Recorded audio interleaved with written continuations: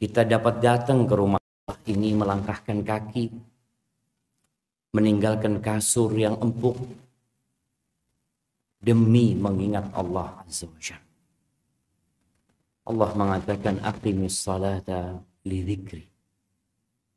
Dirikan salat untuk mengingatku. Dan Nabi alaihi salatu wassalam mengatakan athqalus salati 'alal munafiqin salatul isya wa salatul fajr. Salat yang paling berat bagi orang-orang munafik. Ingat, orang-orang munafik itu salat berjamaah. Tapi yang paling berat bagi mereka itu salat isya dan salat subuh. Karena sejatinya mereka salat dalam rangka pamer dan riya. Allah mengatakan idza qamu ila shalah qamu kusala. Yura'una an-nas wa la yadhkuruna Allah illa qalila. Mereka kalau bangkit untuk mendirikan salat, malas-malesan mereka. Yang mereka lakukan hanya pamer. Sedangkan salat subuh sama isya sulit mau pamer. Gelap gulita. Apalagi di masa itu. Maka kita hendaklah bersyukur kepada Allah Azza wa Jalla atas nikmat bisa salat subuh berjamaah. Nikmat bisa bangun mengingat Allah. Nikmat bisa dalam kondisi sehat. Berapa banyak kawan-kawan kita, saudara-saudara kita yang nggak bisa lagi bangun dari tempat tidur. Yang nggak bisa lagi sujud di tanah.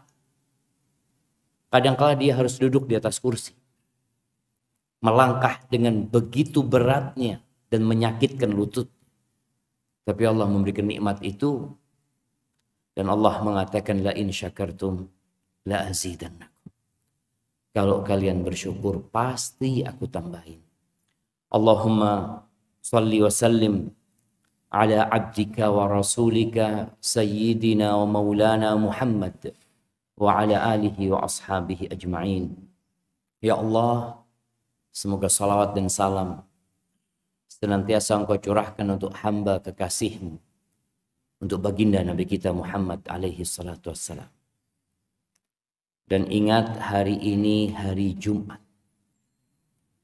Hari Jumat itu hari yang spesial sekali. Bahkan kata Nabi SAW, khairu yaumin tala'at fihi syams yaumul Jumat. Hari yang paling indah sepanjang masa ini, yang di situ matahari terbit, ya hari Jumat. Pada hari Jumat ini Allah menciptakan bapak kita, Nabi Adam AS. Pada hari Jumat. Tapi juga pada hari Jumat Nabi Adam dimasukkan ke surga dan diturunkan dari surga.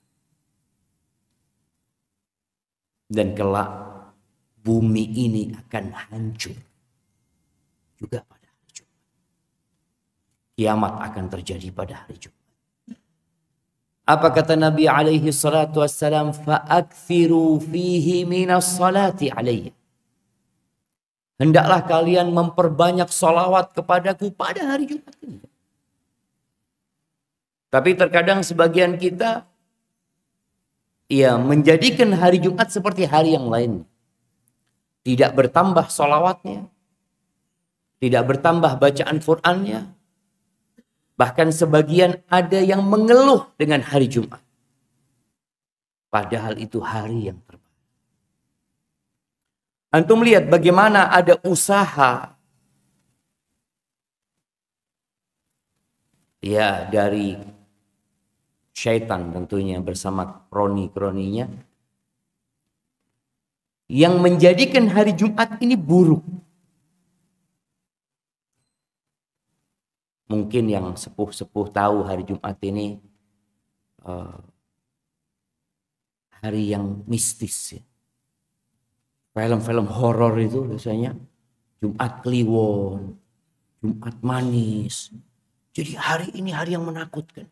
Bahkan di barat pun sama. Apa hari Jumat bahasa Inggrisnya Friday. Mereka jadikan hari itu hari yang menakutkan.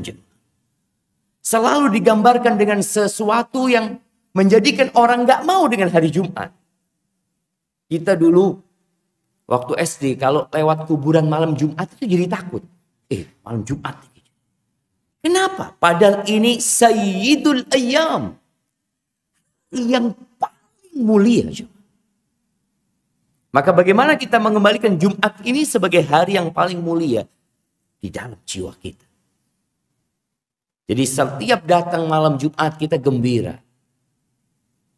Bahkan kita tahu Rasulullah SAW melarang kita puasa khusus hari Jumat. Nggak boleh.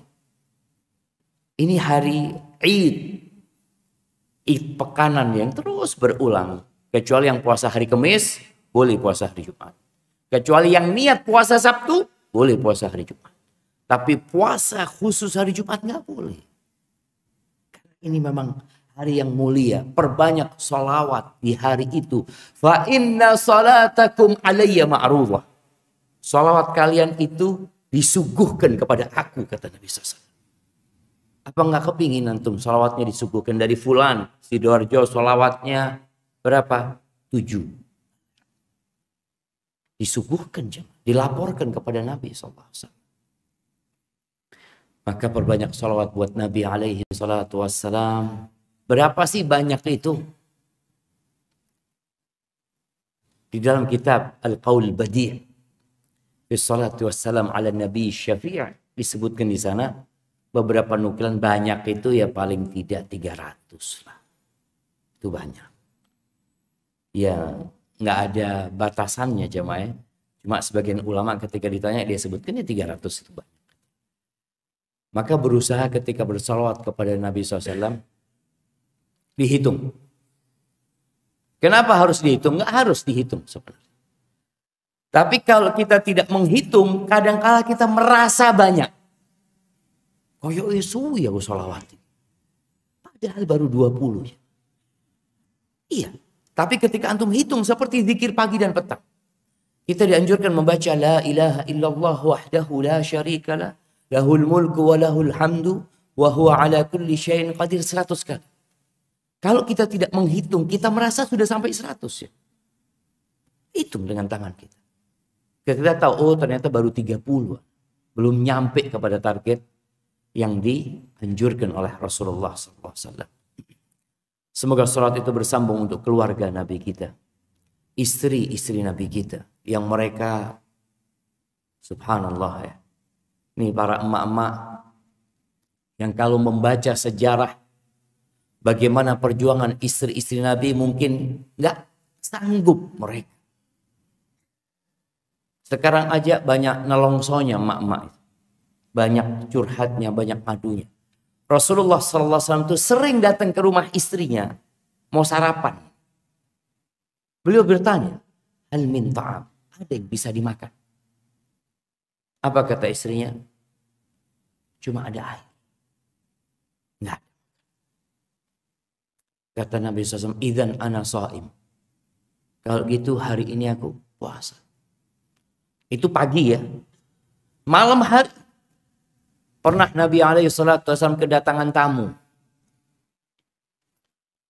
Lalu Nabi ngutus pembantunya untuk bertanya ke rumah istri-istrinya. Siapa yang punya makanan malam itu? Berangkat ke fulana, fulana, fulana. Semuanya laporan cuma punya air di rumah. Lalu apa yang harus dilakukan? Sedangkan tamu ini harus dimuliakan. Maka Nabi SAW menawarkan kepada para sahabatnya. Man yudayyifu dayfa Rasulullah SAW. Siapa yang mau ketamuan tamunya Rasul SAW. Yang mau menjamu tamunya Rasul. Ada seorang sahabat, ana ya Rasulullah. Ini sahabat pede. Dia mau menjamu tamunya Rasul SAW. Habis sholat isya dibawa pulang. Itu Abu Talha. Sampai rumahnya dia mengatakan kepada istrinya. Akrimi dhaifa Rasulillah SAW. Engkau muliakan tamunya Rasul SAW. Apa kata istrinya? Bang. Kecuali makanan buat anak-anak. Apa kata suami? Sudah, anak-anak engkau bikin main sampai tidur. Biasanya anak-anak itu kalau diajak main ngantuk nggak mikirin makan. Ya sudah. Nanti makan itu kau suguhkan kepada tamu Rasulullah SAW. Artinya bagaimana kehidupan istri-istri Nabi solid. Makanya setiap kali kita bersolawat kita ingat dengan istri-istri Nabi yang mendampingi Rasul Sallallahu Alaihi Wasallam, apalagi Khadijah radhiyallahu taala.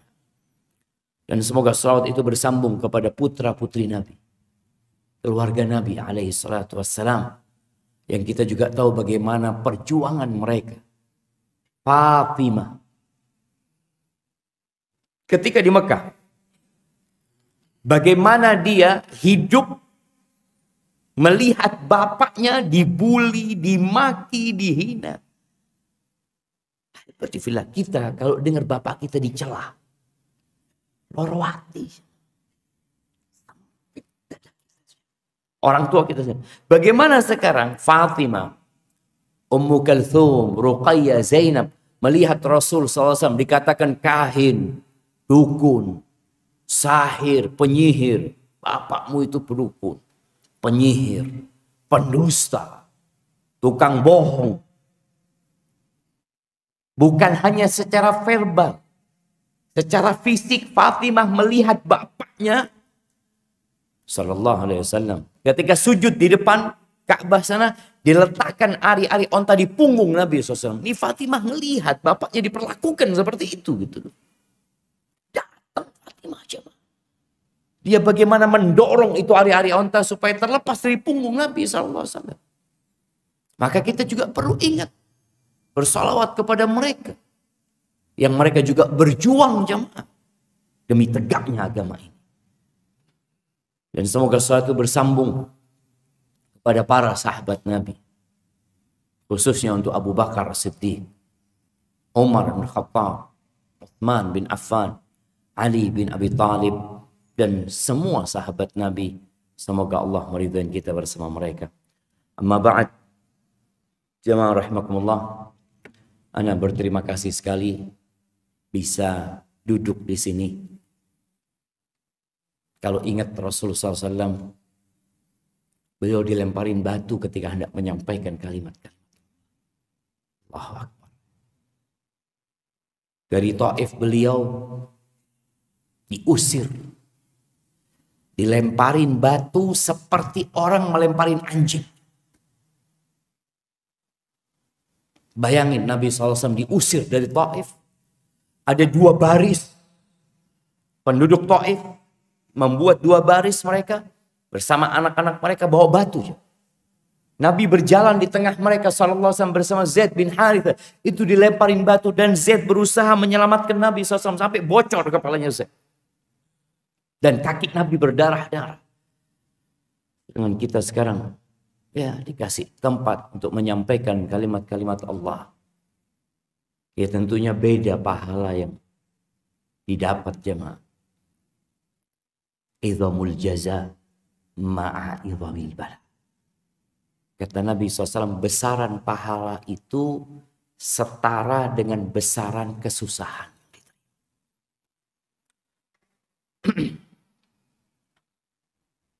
Hari ini tanggal 24 Dzulqa'dah.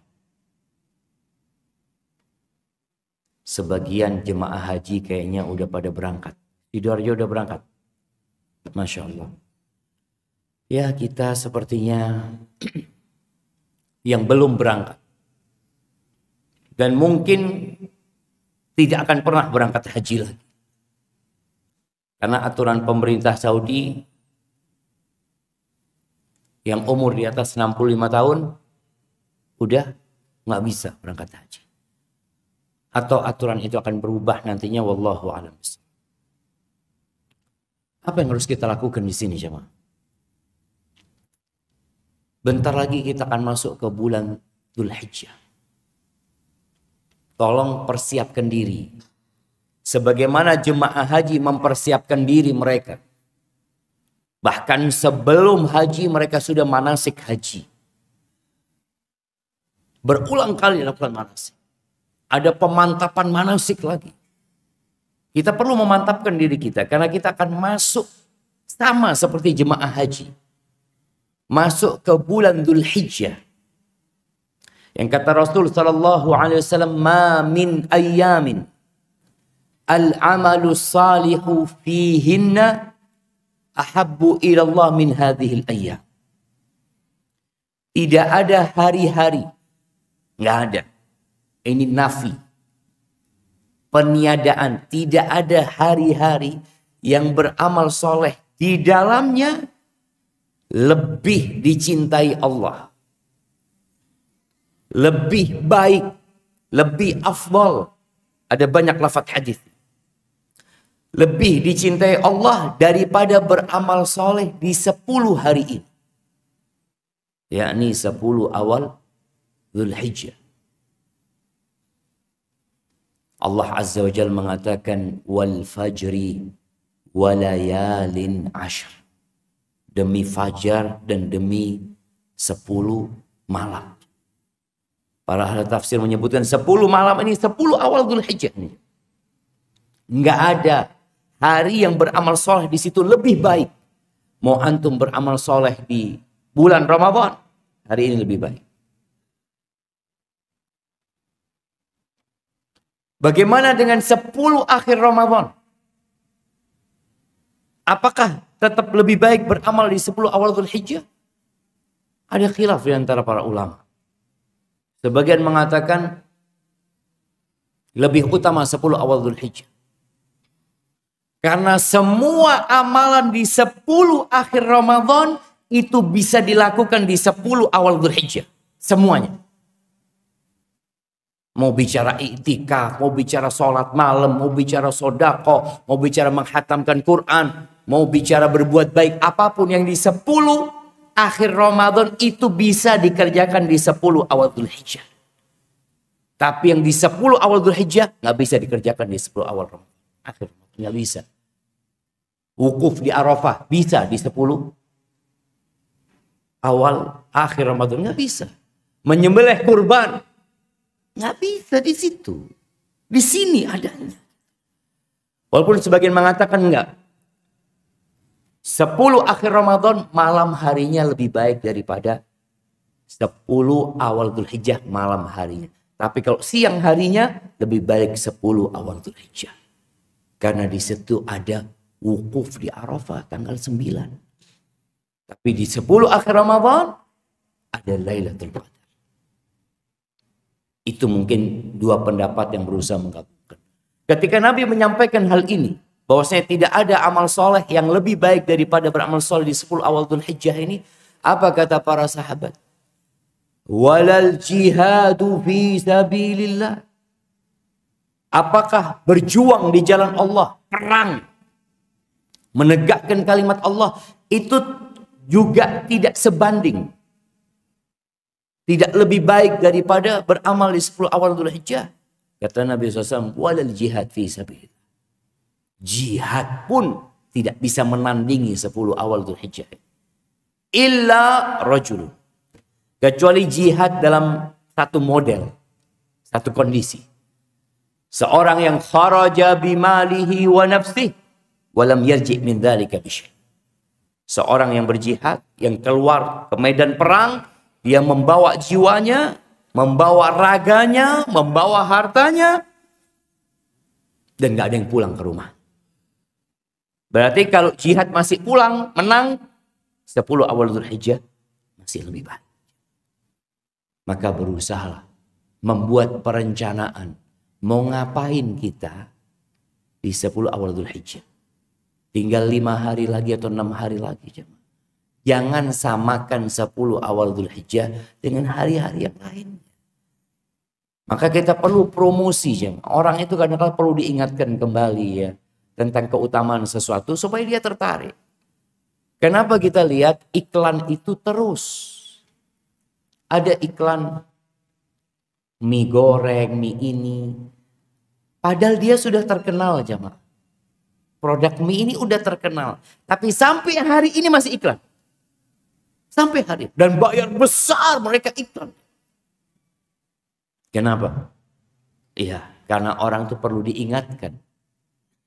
Dan iklan yang paling buruk yang anda lihat iklannya rokok. Padahal sudah banyak yang ngerokok ya. Tapi masih diiklankan di mana-mana. Bahkan iklannya itu bagus-bagus, Videotron jemaah. Dengan gaya orang-orang yang seakan-akan sehat. Padahal pada sakit semua yang rokok. Tapi diiklankan jemaah. Karena manusia itu kalau nggak dipromosi, nggak dikasih promosi, nggak dikasih peringatan, dia lupa.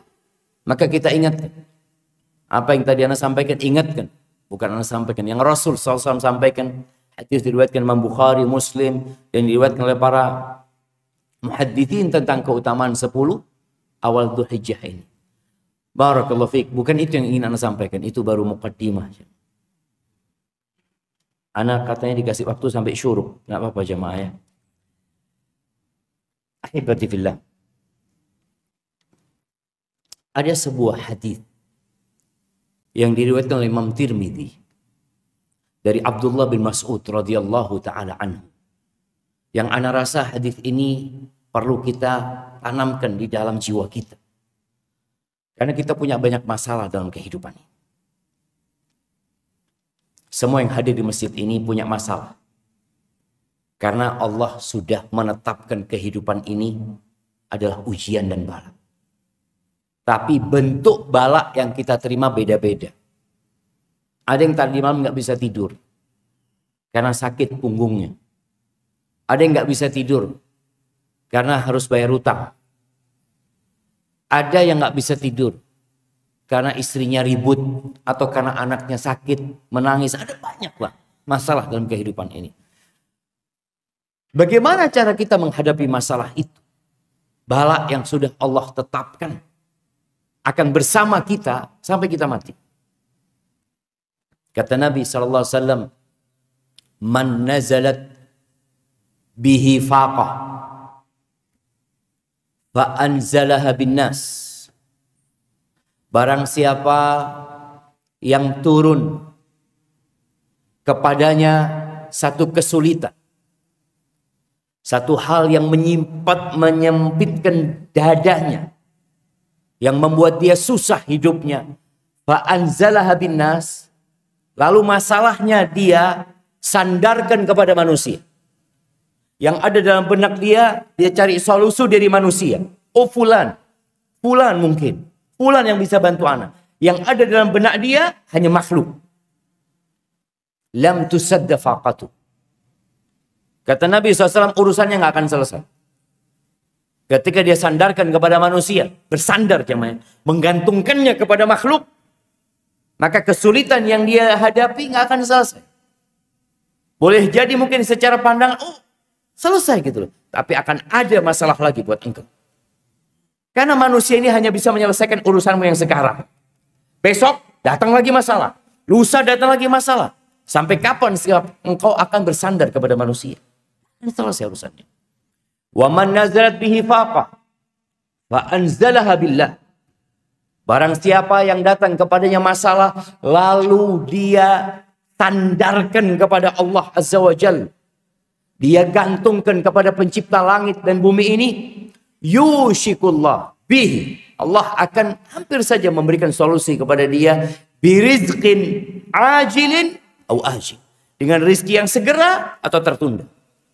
Artinya masalahnya selesai. Ketika kita gantungkan kepada Allah Azza wa Jalla, selesai masalahnya.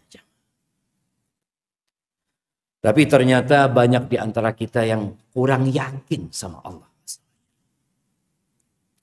Kita masih sering mendengarkan curhatan manusia kepada kita. Datang mengeluh, saya punya masalah ini, itu. Dia cerita berbagai. Nggak ada masalah kalau kita bicara mencari solusi. Tapi kita yang mendengar curhatan itu, ingat dengan hadis tadi. Kita perlu mengingatkan orang-orang yang curhat ini dengan hadis Abdullah bin Mas'ud tadi, bahwasanya engkau kalau bersandar kepada manusia, engkau masih bergantung kepada fulan. Saya punya kenalan, atau seorang yang sakit mengatakan, oh saya punya kenalan dokter, bagus dokternya, masya Allah, selesai. Orang kalau ke sana biasanya selesai, sembuh sudah. Kita sampaikan kepada orang ini, engkau bergantung sama Allah. Semuanya hanya sebab. Fulan sebab. Dokter sebab. Usaha sebab. Semuanya hanya sebab. Kalau Allah Azza wa Jalla tidak membantu, wallah engkau minum obat setahun pun gak akan sembuh. Engkau berpindah dari satu dokter ke dokter selanjutnya. Dari satu rumah sakit ke rumah sakit selanjutnya. Engkau pergi ke rumah sakit yang ada di luar Indonesia. Ingat, semuanya hanya sebab. Kita nggak boleh bergantung kepada sebab. Kita menjalankan sebab itu, tapi hati kita bergantung kepada Allah Azza wa Jalla. Seperti seorang yang di PHK, kemudian dia berpikir, Anda mau kerja di mana? Ya udah, engkau ngelamar kerja. Tapi ingat hatimu sama Allah. Ada sebuah kisah dan banyak cerita jamaah yang sesuai dengan hadis yang Nabi SAW sebutkan tadi. Ini ada kejadian seorang yang sudah nggak punya pekerjaan, di PHK dia. Dia sudah ngelamar sana, ngelamar sini. Suatu hari dia ketemu dengan seorang ustaz. Dilihat wajahnya, kelihatan ya jemaah. Antum kalau mau lihat wajah orang punya utang itu kelihatan. Lihat dari samping, coba lihat tetangga antum yang kanan kiri, kelihatan iki kok dia utang. Kelihatan di wajahnya, orang itu punya masalah kelihatan. Syekh ini tanya, kok kenapa? Ya Syekh, dia cerita masalah dia. Tapi alhamdulillah Syekh, anak punya kenalan sama fulan, anak udah ngelobi fulan, tinggal nunggu jawaban dari mereka. Lalu Syekh ini ngomong, engkau sampai kapan akan kayak gini? Kenapa engkau nggak mengetuk pintu langit? Engkau sandarkan kepada Allah. Cobalah malam ini, di sepertiga malam akhir, ketika orang-orang terlelap dalam tidurnya, engkau minta Allah. Jangan lagi mengatakan, aku punya kenalan di sana, kata dia. Dia bisa bantu. Semuanya cuma sebab. Kalau Allah tidak menggerakkan hatinya, nggak bisa. Kalau Allah tidak memberikan izin kepada obat itu yang kau minum agar engkau sehat, nggak bisa. Nggak bisa jemaah. Karena lillah mulkus samawati wal ardh. Kita harus memperbaiki tauhid. Milik Allah semua yang di langit dan bumi ini. Kita ini milik Allah. Akhirnya orang ini pun menjalankan nasihat Syekh malam hari. Dia sholat, besok dia sholat lagi, minta sama Allah. Di hari ketiga, dia keluar dari rumahnya. Dia naik mobil, keluar dari rumahnya. Tahu-tahu terbetik di hatinya untuk berangkat ke salah satu kantor yang ada di situ. Dekat sama rumahnya. Yang selama ini dia tidak pernah berpikir untuk melamar kerja di tempat ini. Kenapa dia tidak berpikir untuk melamar kerja di tempat itu? Karena dia nggak punya kenalan. Dia berpikir kalau nggak punya lobby ini itu nggak bisa, nggak mungkin diterima tuh. Maka dia akhirnya bersandar sama manusia. Dia mencari tempat-tempat kerja yang dia punya kenalan. Hatinya bergantung sama siapa? Sama kenalan dia. Hari itu dia cerita, kok cobalah anak tak mampir ke kantor ini. Mungkin ada kerjaan. Dia mampir, nggak kenal satu orang pun di tempat itu. Masuk ke kantor itu ada berapa lantai, ke tempat resepsionisnya, ke tempat informasi di sana. Dia tanya, Mas, mohon maaf ya, apa ada lowongan kerja di sini? Oh ada, kata dia. Ada, kata dia. Coba engkau naik lantai 3 ke kantor fulan, kata dia. Engkau naik ke sana, kata dia. Ini nggak kenal sama ini orang. Naik ke lantai 3, Masya Allah. Dia ngomong sama orang di kantor tersebut bahwasanya dia ingin cari kerjaan. Apa kata yang menyambut dia di lantai 3 itu? Masya Allah, Alhamdulillah, kita butuh orang kayak antum, kata dia. Kita punya 2 pekerjaan, antum milih yang mana? Dia sudah keliling jemaah. Minta tolong sama kawan-kawannya. Sama kenalan dia. Sekarang dia berjumpa dengan orang yang tidak dia kenal. Sama sekali nggak kenal sama orang ini. Tapi bagaimana membuka hatinya. Bahkan dikasih 2 pilihan. Engkau mau kerjaan yang mana? Subhanallah. Setelah itu dia ketemu sama syekh, sama gurunya tadi. Ustaz itu ngomong, wajahmu kok lain sekarang. Gimana ceritanya, kata dia. Lalu dia bercerita. Ahibati fillah. Tapi kadang-kala kita kurang yakin. Maka di sini dituntut seorang hamba untuk mengenal Tuhannya. Kita perlu kenal sama Allah Azza wa Jalla. Pertanyaan pertama di kubur itu, man rabbuk? Siapa Rabb? Bukan yang lainnya. Siapa bosmu, siapa atasanmu, yang ditanya man rabbuk? Dan banyak di antara kita yang hanya mengenal Allah. Ya, sekedar namanya. Baca asma'ullah al-husna. Baca. Kaji. Kita nih kalau nggak kenal sama orang, kita akan meremehkan. Contoh. Ana sholat umpamanya di masjid. Selesai sholat, di kanan kiri Ana nggak kenal sama orang itu.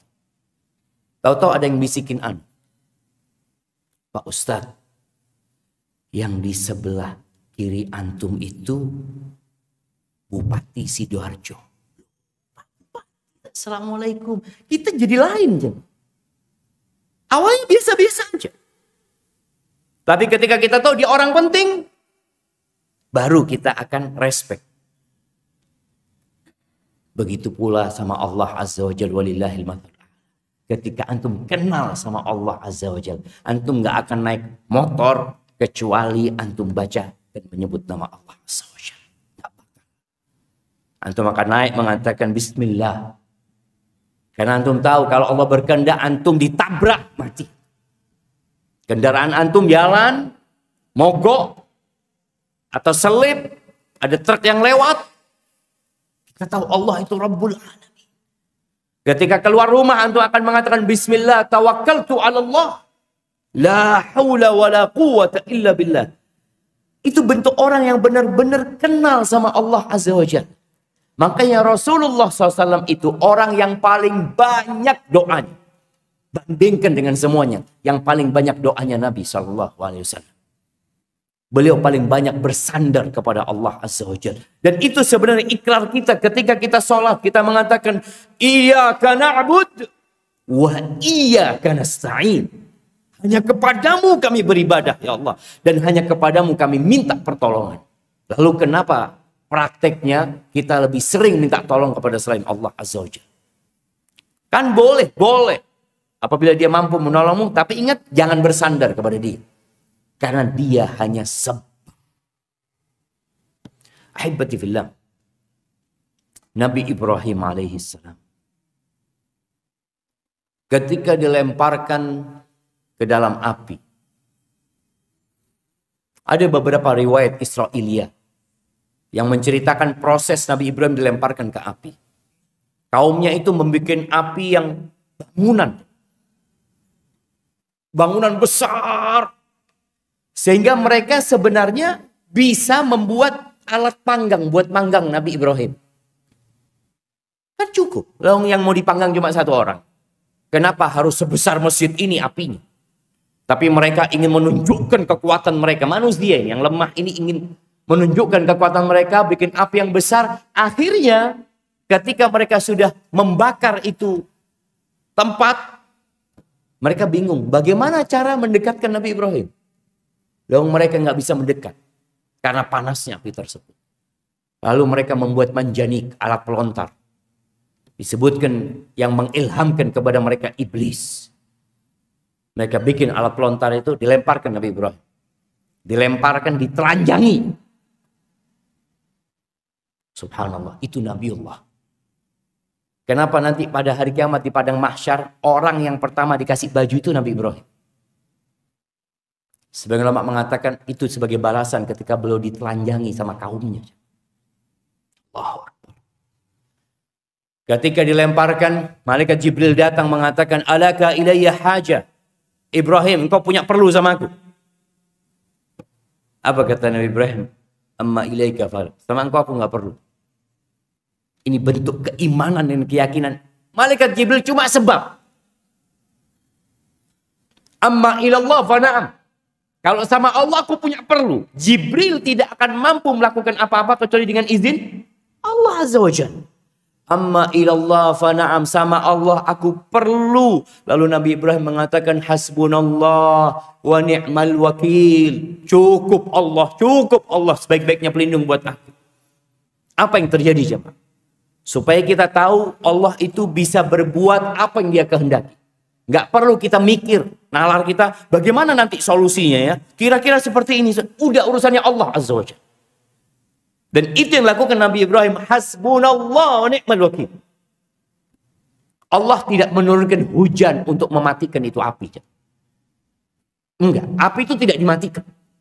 Allah tidak menurunkan salju, wala angin yang memindah itu api.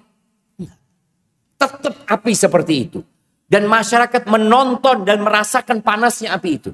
Tapi Allah mengatakan, ya naru kuni bardan wa salaman ala Ibrahim. Allah bicara sama api. Allah mengatakan, wahai api, jadilah engkau dingin dan keselamatan buat Ibrahim. Hanya buat Ibrahim. Hanya buat Ibrahim. Panas semua. Kayu itu tetap terbakar, jemaah. Dan orang-orang merasakan panasnya. Itu yang akan kita dapatkan tatkala kita bergantung sama Allah Azza wa Jalla. Cerita Nabi Musa alaihissalam. Sebab dijalankan. Fa asri bi ibadi laylan innakum muttaba'un. Allah mewahyukan kepada Nabi Musa alaihissalam untuk membawa Bani Israel meninggalkan Mesir. Udah kalian pergi meninggalkan Mesir. Malam hari. Udah pergi nih. Dikatakan jumlah Bani Israel 400.000 kira-kira, banyak jumlah mereka. Atau kurang dari itu. Meninggalkan Mesir. Subuh jemaah. Ternyata sampai ke laut. Ketika mereka sampai ke pantai, Fir'aun sudah sampai. Allah mengatakan falamma tara al-jam'ani qala ashabu Musa inna lamudrakun. Ketika dua pasukan ini, dua kelompok ini saling melihat, sahabat-sahabat Nabi Musa mengatakan habis kita sudah. Kita akan binasa. Kita akan dibantai sama Fir'aun. Itu loh udah kelihatan mata. Sedangkan di depan lautan. Nggak ada solusi. Mau kemana kita? Nggak ada alat untuk menyeberang. Nggak ada perahu, nggak ada kapal. Mereka langsung down jiwa mereka. Melihat kondisi itu. Berbeda dengan Nabi Musa alaihissalam. Apa kata Nabi Musa? Kalla. Inna ma'iya rabbi sayahdin. Nggak mungkin. Nggak mungkin kita dibinasakan. Kita udah jalankan perintah Allah nih. Sesungguhnya bersamaku ada Tuhanku. Dia akan memberikan petunjuk. Yakin. Dan dikasih solusi yang tidak pernah ada dalam akal manusia. Itu lautan terbelah jemaah. Yang nggak mungkin terbelah. Terbelah itu lautan. Maka di sini tatkala kita kenal sama Allah Azza wa Jalla, urusannya selesai. Kita akan tenang, damai. Sudah serahkan sama Allah gitu loh. Iya Ustaz. Kalau ngomong enak. Prakteknya Ustaz. Ya. Kalau prakteknya berat, berarti memang kita belum kenal sama Allah Subhanahu wa taala. Allah mengatakan fa inna ma'al usri yusra. Inna ma'al usri yusra. Allah yang mengatakan itu. Sesungguhnya bersama kesulitan itu ada kemudahan. Tahu namanya bersama aja. Bareng aja. Ketika antum dalam kesulitan, oh bentar lagi selesai. Seperti dua orang yang datang ke rumah kita. Bareng nih datangnya. Mungkin yang masuk ke rumah kita lebih dulu kesulitan. Kemudahannya mana? Ini bentar lagi masuk. Long dia jalannya bareng. Cuma mungkin lebih dulu kesulitan itu. Inna ma'al usri yusra. Sesungguhnya bersama kesulitan itu ada kemudahan. Tinggal bagaimana kita menata hati kita menanti. Makanya kenapa ketika ada musibah kita disuruh bersabar. Karena nunggu solusi itu kadang-kala membosankan. Ustaz, ana sudah lama, Ustaz, belum selesai urusannya. Boleh jadi karena antum masih bergantung sama manusia. Ada yang punya utang. Ana punya utang, Ustaz, sudah ditagih-tagih. Terus alhamdulillah, Ustaz, ana punya rumah, Ustaz, belum laku rumahnya nih, Ustaz. Insya Allah rumah ini laku, selesai utangnya. Allah bikin nggak laku tuh rumah. Karena antum bersandar kepada rumah ini. Rumah ini, ana punya uang di sini. Selesai laku, ana lunasin. Yang bikin laku itu siapa? Allah kan. Maka kadang-kala kita masih ada ketergantungan kepada makhluk. Kita lihat dokter tuh. Bagaimana dokter itu angkat tangan. Supaya pasiennya ini nggak bersandar kepada dokter. Sudah dokter mengatakan, maaf kita sudah nggak bisa apa-apa. Loh, dari awal dokter tuh nggak bisa apa-apa. Kecuali Allah yang kasih izin. Yang dilakukan dokter itu cuma sebab. Ingat sebab. Bukan berarti kita tidak berobat, bukan berarti kita tidak berusaha, bukan berarti kita tidak berupaya. Kita lakukan semua itu, tapi hati kita tidak di sana. Hati kita bergantung kepada Allah Azza wa Jalla. Allah Azza wa Jalla mengatakan, "Fa'idha azamta fatawakkal 'ala Allah. Innallaha yuhibbul mutawakkilin." Kalau engkau sudah berazam, bertekad, ya sudah serahkan sama Allah Azza wa Jalla. Allah cinta kepada orang-orang yang bertawakal. Ingat, tawakal ini bukan amalan raga. Kadangkala ada yang berusaha untuk menabrakkan antara tawakal dengan usaha. Enggak, tawakal ini amalan hati. Bukan amalan fisik. Makanya ketika Nabi SAW memberikan contoh, "Lau annakum tawakkaluna 'ala Allah haqqa tawakkulihi." Kalau kalian bertawakal kepada Allah dengan sebenar-benarnya tawakal, la razaqakum kama yarzuqut tayr. Allah akan memberikan rizki kepada kalian seperti Allah memberikan rizki kepada burung. Bagaimana burung itu? Taghdu khimasan wa taruhu bitanan. Burung itu keluar dari sarangnya dalam kondisi lapar aja. Keluar dia. Usaha, ini fisiknya burung itu usaha. Pulang kenyang. Pernah lihat burung punya kulkas? Karena dilihat ini kayaknya mau musim hujan ini ya. Nggak ada kulkas. Walau ada mungkin dia ambil padi ya. Kemudian ditaruh disimpan. Ini untuk apa? Untuk persiapan nanti buat anak-anaknya. Atau ketika burung itu telur ya. Dilihat telurnya ada 4 ya. Insya Allah ini anaknya 4. Berarti anak harus ya cari usaha yang lebih kenceng lagi. Nggak ada aja. Nabi SAW tidak memberikan contoh seperti semut. Semut masih menyimpan makanan. Masih dia. Tapi burung nggak ada. Antum melihat burung menyimpan makanan nggak ada.